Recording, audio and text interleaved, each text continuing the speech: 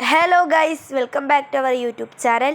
ഇത് രാമായണത്തിൻ്റെ ജില്ലാ കലോത്സവത്തിൻ്റെ വീഡിയോ ആണ്. കഥാകഥനാണ്. ഓൺ ദി സ്പോട്ട് വിഷയമായിരുന്നു. എനിക്ക് കിട്ടിയത് മാനായി വന്ന മാരീചൻ എന്നതാണ്. എനിക്ക് ഈ കഥയ്ക്ക് ഫസ്റ്റ് കിട്ടുകയും ചെയ്തിട്ടോ. അപ്പം നമുക്ക് വീഡിയോയിലേക്ക് കിടക്കാം.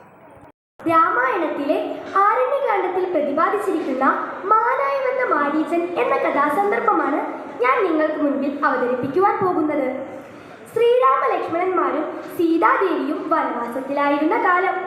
ലക്ഷ്മണനാൽ വിരൂപയാക്കപ്പെട്ട ശൂർപ്പണഖയുടെ നിർദ്ദേശപ്രകാരം സീതാദേവിയെ അപഹരിച്ചു കൊണ്ടുപോകാൻ മനസ്സിലുറപ്പിച്ച രാവണൻ തൻ്റെ പുഷ്പക വിമാനത്തിലേറി കാടും മലയും താണ്ടി മാതുലനായ മാരീചന്റെ അടുത്തെത്തി സഹായത്തിന് കൂട്ടുവിളിച്ചു.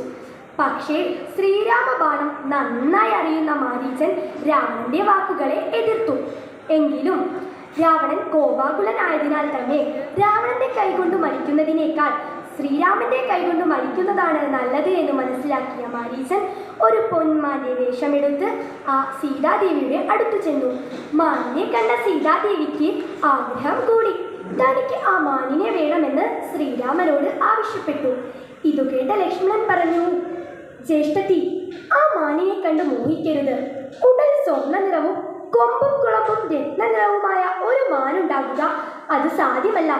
ഇത് വല്ല രാക്ഷസന്മാരുടെയും മായയായിരിക്കും. സീതാദേവിയുണ്ടോ ഇത് വല്ലതും കേൾക്കുന്നു? ദേവിക്ക് ആഗ്രഹവും വാശിയും കൂടി വന്നു. മായാമൃഗത്തെ കണ്ടതോടുകൂടി ദേവിയുടെ വിവേകം തന്നെ വികലമായി. എനിക്ക് ആ മാനിനെ വേണമെന്ന് തന്നെ ദേവി രാമനോട് ആവശ്യപ്പെട്ടു. അനുജന്റെ താക്കീതുണ്ടായിട്ടും തൻ്റെ ഭാര്യയുടെ ആഗ്രഹം സാധിച്ചു കൊടുക്കാനാണ് ശ്രീരാമന് അപ്പോൾ തോന്നിയത്. അതുകൊണ്ട് തന്നെ ശ്രീരാമൻ ലക്ഷ്മണനോട് പറഞ്ഞു, ലക്ഷ്മണ, ഞാൻ ആ മാനിനെ പിടിക്കാൻ കഴിയുമോ എന്ന് ആലോചിക്കുകയാണ്. അത് വല്ല അസുരന്മാരുമാണെങ്കിൽ ഞാൻ അതിനെ കൊന്നുകളയും. ഇനി സീതയുടെ ആഗ്രഹം നടന്നില്ലെന്നു വേണ്ട. ഒരുപാട് രാക്ഷസന്മാരുള്ള സ്ഥലമാണ്. ഞാൻ പോയി വരുന്നതുവരെ നീ സീതയെ സംരക്ഷിച്ചു കൊള്ളണമെന്നും പറഞ്ഞ് ശ്രീരാമൻ മാനിനെ പിടിക്കാൻ യാത്രയായി. മാനാകട്ടെ രാമനെ സീതയിൽ നിന്നും അകറ്റിക്കൊണ്ടേയിരുന്നു. ഏറെ അലഞ്ഞിട്ടും മാനിനെ കിട്ടാതെ അക്ഷമനായ രാമൻ മാനിനെ അമ്പെയ്തു. അമ്പുകൊണ്ട് മുറിവേറ്റ മാരീചൻ ഹാ ലക്ഷ്മണ, ഓടി വരണേ എന്ന് രാമന്റെ ശബ്ദത്തിൽ അലറിക്കരഞ്ഞുകൊണ്ട് തൻ്റെ സ്വന്തം രൂപം കൈവരിച്ച് സീതാപഹരണത്തിന് ഒരു മാർഗം ഉണ്ടാക്കുകയും ചെയ്ത് സ്വർഗം പ്രാപിച്ചു.